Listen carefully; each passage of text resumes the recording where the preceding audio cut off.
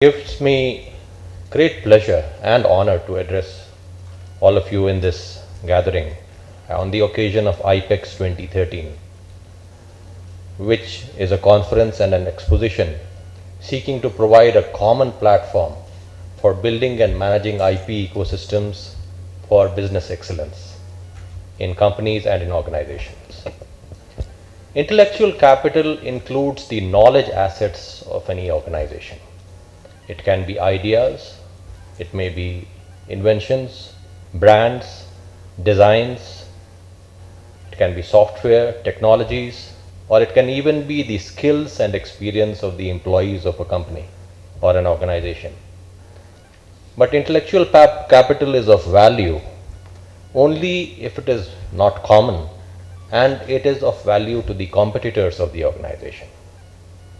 Otherwise, intellectual capital does not have value. An organization formalizes its intellectual capital, the ownership of its intellectual capital, through the grant, recognition, or registration of an intellectual property right. Now, intellectual property right, which is an exclusive right given to the creator of an invention or of an idea or even a design, a mark, for exclusive use of that intellectual property for a certain period of time. And against that, the creator of the idea or the inventor discloses his invention to the public. Thereby, intellectual property creates a very delicate balance. It is a system for the benefit of society which seeks to create a balance between the creator and the user, while at the same time trying to push technology forward for the world. It is a system which the most important part of it is that the balance it creates is of benefit to all, and it is only for the benefit of society at large and for technology in particular. The easiest competencies that can be imitated by a competitor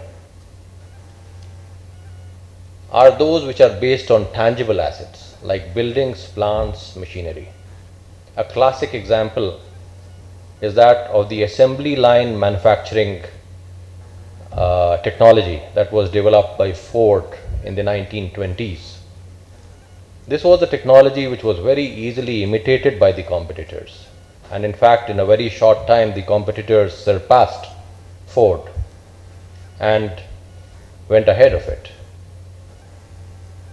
Similarly, in the 1980s, 70s and 80s, the Toyota production system gave it a distinctive edge, but again that was imitated by the producers which came on par, and many of them surpassed Toyota also.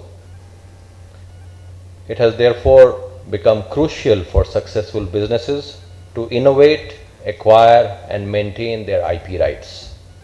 Perhaps one of the companies which best exemplifies the value added by IP is IBM, which is currently the largest holder of the largest number of US patents. This company in the 1990s realized the benefit it could gain from licensing of technology, and it transformed itself from a product-centric company to an IP-centric company.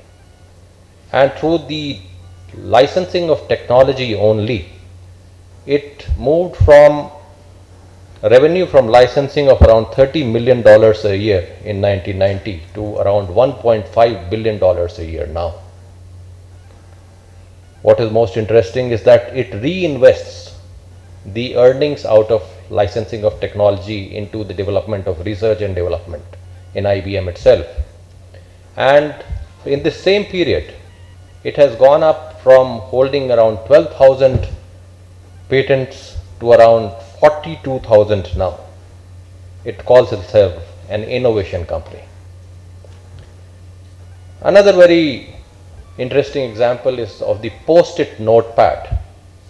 This was developed by a company which made adhesives, and normally a company which produces adhesives and comes out with a bad adhesive which does not bond very well, it will shelve that invention, saying it's a bad invention.